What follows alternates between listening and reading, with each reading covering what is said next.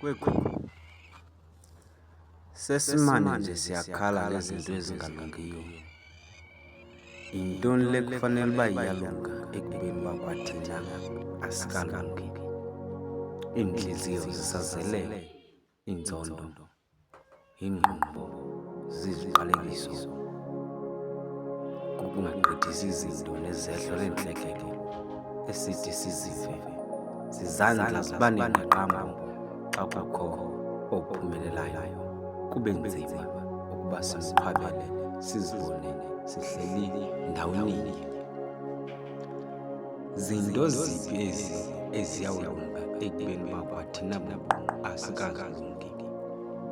Kucacile asikazilungeli ukuba singaziphatha. Masiziqokelele siziqoqe silunge ngaphakathi phambi kokuba izinto zethu zilunge. Masilungise intliziyo.